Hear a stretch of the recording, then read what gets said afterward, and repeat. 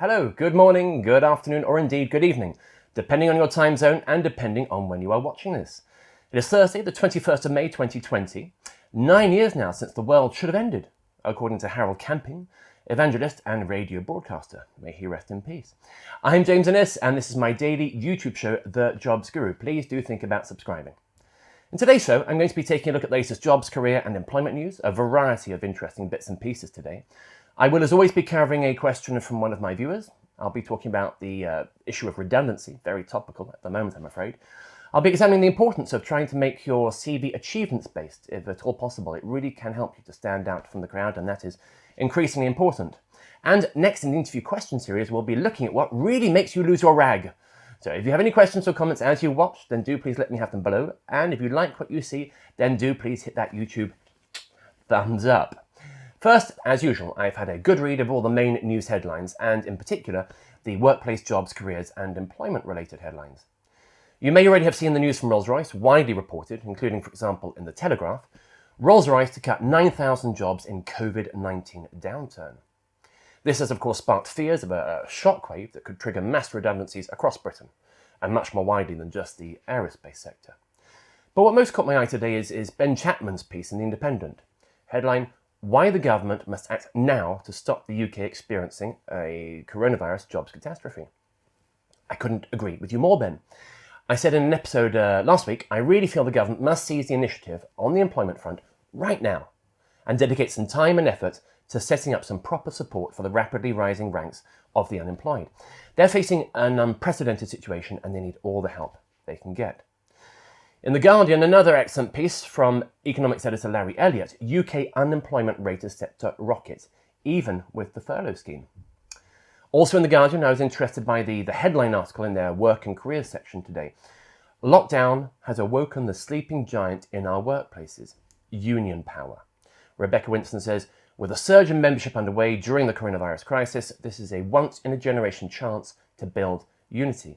And The Guardian also has an interview with Frances O'Grady, General Secretary of the Trades Union Congress, a lady I've quoted more than once in recent episodes. Finally, I'm going to turn to some NHS news. In Tuesday's episode, I talked about NHS staff from overseas.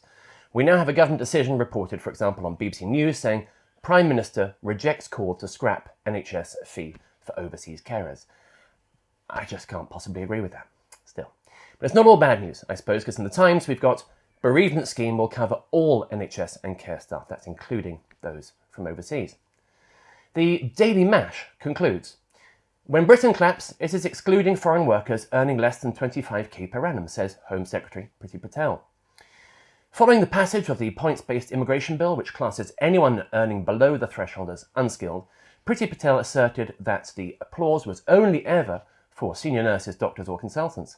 She said, if you are a non-British care worker, refuse collector, porter or otherwise disposable, put your fingers in your ears at 8 p.m. tonight. The clapping is not for you. Just for the record here, viewers, the Daily Mash is a satirical site. I don't want to find myself getting sued by Priti Patel or indeed otherwise bullied or intimidated. So now, on to that question from one of my viewers. Today's question has been sent in by Rosalind from West Bromwich, West Midlands. She says, Dear James, I have over 22 years experience as a finance assistant, credit controller and accounts clerk. I've also nearly completed my level 4 AAT accountancy qualifications. I have 2 exams remaining and then I am a part qualified accountant. However, I have been made redundant 3 times since 2004 and have struggled to find permanent work since then, gaining only temporary or contract employment lasting a few months, which means there are a few gaps in my CV. How do I find a permanent full-time position in this field now? Well, Roslyn, from West Bromwich, West Midlands, I don't quite know how to put this, but your current 5-page blockbuster of a CV is a disaster.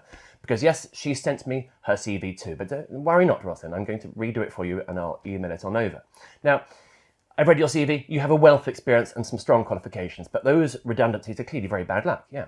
So why have you made such a feature of them in your CV? Made redundant, she's put it in bold, capitalised, underlined text, it's hardly a selling point, is it? Yes, you've got locked into a cycle of short-term contract work, but you have been consistently in employment year on year. So let's avoid drawing attention to the short-term nature of your recent roles by, as you have done, detailing the precise date of each role. There isn't any need to list the months, just stick to the years. That camouflages any gaps very effectively. And I recommend this technique even for those whose CVs don't have many gaps. There is never any point in including superfluous detail in your CV. Honesty is great, Rosalind, but not when it costs you a job. Don't lie, no, but don't unnecessarily disclose anything which might count against you. Stick to what will help to sell you. Now, I'm always open to new questions, interesting questions preferably, from my viewers. So if you've got a workplace, jobs, careers, or employment-related question for me, then do please type it into that comment section down below, and I may well feature it in a future episode of this show. And if I do, then a limited edition, collector's item, Jobs Guru coffee mug will be yours. And here, at last, drumroll, I have an example to show you. Arrived yesterday. Yay. It's empty, actually. It's mine. I'll put some proper coffee in it tomorrow. Now, each day, as well as answering one viewer's specific question like Rosalind's, I also look into a specific issue raised by a number of different viewers. And today follows on quite well from Rosalind's question. I'm shining my spotlight on redundancy. Redundancy is a difficult time. And there's often little justice in an employer's choice of which jobs and positions to make redundant. I empathise entirely. However, whilst it's unlikely that your role has been made redundant through any fault of your own, the fact that this has happened at all may unfortunately be perceived in a negative fashion by a prospective employer. So the simple solution is not to make any mention of the fact on your CV. You don't need to. Including your reasons for leaving any job is unnecessary, and redundancy is definitely no exception. Now, the subject may of course come up in an interview. Yeah, that's perfectly possible. Just make it clear that it wasn't your fault. It is the position that is redundant, not the individual person. I can't make this point strongly enough. Time and time again, I get people telling me they've been made redundant. You haven't been. It's the position which has been made redundant. It's all about mindset. That really is an important point. Now, on to the main topic I wish to discuss with you today. The importance of trying to make your CV achievements-based, if at all possible. Including achievements or accomplishments on a CV is by no means compulsory, and there are some instances where these simply won't apply, yeah. But if you can include them, it could really make an instant and dramatic difference to the power of your CV. Achievements prevent your career history from reading too much like a job description, and they give you an opportunity to really distinguish yourself, to differentiate yourself from other candidates.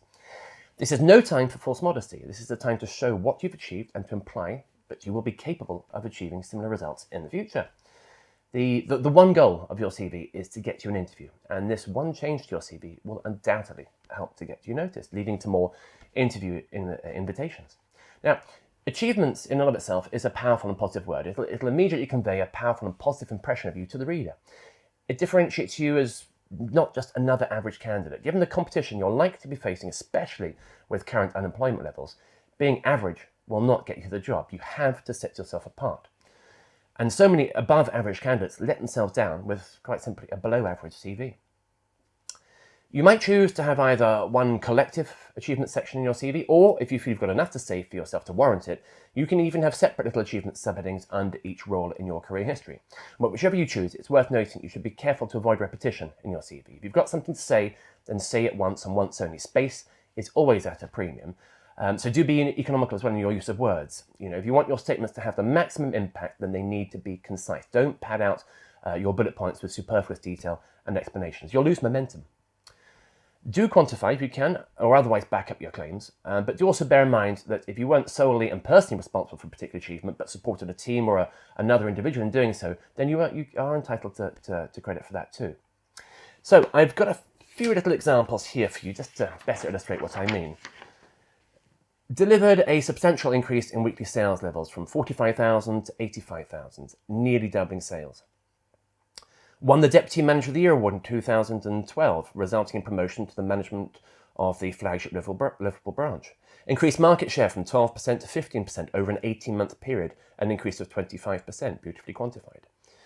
Improved production line procedures, reducing production time by 12%, raising efficiency and reducing costs. Played a key role within the team that smashed the previous regional sales record by an impressive 37%. I think that gives you a pretty clear idea of what I mean. Now finally, I'd like to point out that personal achievements can also be important. Besides highlighting achievements from your professional and academic life, you should also consider including some personal achievements. These can help to reflect your personality and add that little extra something, which again will help to differentiate you from your competition. Don't be modest when it comes to your personal achievements. They can demonstrate your talent and commitment just as much, if not more so, than professional achievements. Just remember, as with everything else in your CV, try to keep the focus on recent history. There's no point in going too far back. The older the information, the weaker its impact. Naturally, I would really welcome any thoughts, questions, ideas, comments you may have in the comments section below. Now, as you may or may not know, I've written a fair few books. In fact, I'm the UK's best-selling careers author. Amongst my titles is the Interview, Question and Answer book, available in all good bookshops. In each episode of this YouTube show, I take questions from that book and I look at how to answer them. And all this week, I'm taking my questions from the chapter entitled The Top 25 Tough Questions, Taking the Heat. So here's today's. What really makes you lose your rag? Similar questions include, what causes you to lose your temper? What really makes you angry? Do you ever lose your cool? Now, back to the question at hand. What really makes you lose your rag? Well, the gloves are off. This is a very direct and potentially very challenging question. The interviewer will know they are immediately putting you under pressure with a question like this. And that's very appropriate because this question is all about pressure. What causes you to feel under pressure and how you react under excessive levels of stress and pressure. Your answer could tell the interviewer a lot about you. So, how to answer? Well, this is one question where it would definitely be best not to give a specific example. The interviewer will not be impressed by hearing about the time you stubbed your cigarette out in your manager's coffee cup before telling them precisely where they could stick their job. I remember a colleague of mine doing that once. Classic. Regardless of how volatile your character is, you need to convey an impression of a calm, level-headed individual, and one who remains as such, even when the going gets tough. Everybody loses their rag sometimes, including the interviewer sitting opposite you, but it would be a fatal mistake for you to disclose too much about yourself with your answer. Now, as usual, I've plucked a little example answer from my book for you. So, I recognise that losing my temper is very unlikely to achieve anything. In fact, getting angry is generally very counterproductive. Whilst the behaviour of others can, of course, sometimes cause me to feel frustrated or even annoyed, I try to focus on remaining calm and finding solutions to the problem at hand. I try to channel any negative feelings into my work because that's normally the best way of resolving the issue. Stress and pressure, they're facts of life, and losing your rag won't fix anything.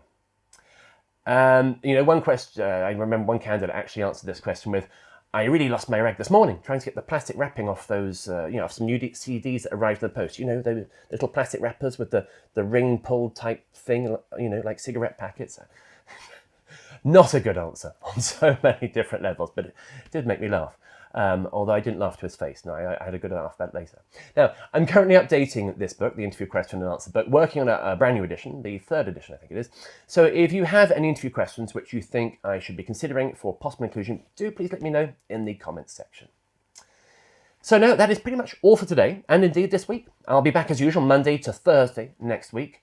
Just 2 more things before I sign off. First, the usual but important YouTube requests. If you have any questions or comments about this episode, about the show in general, or indeed about life, the universe, whether Pluto is a planet or a dwarf planet, whatever, do please let me have them in the comment section below. If you like this episode, do please hit it with the YouTube thumbs up, and do think about subscribing to my channel if you haven't already. And if you have, then do please ring that bell. I actually knocked that over with my elbow earlier. I don't know if you noticed. Hopefully not.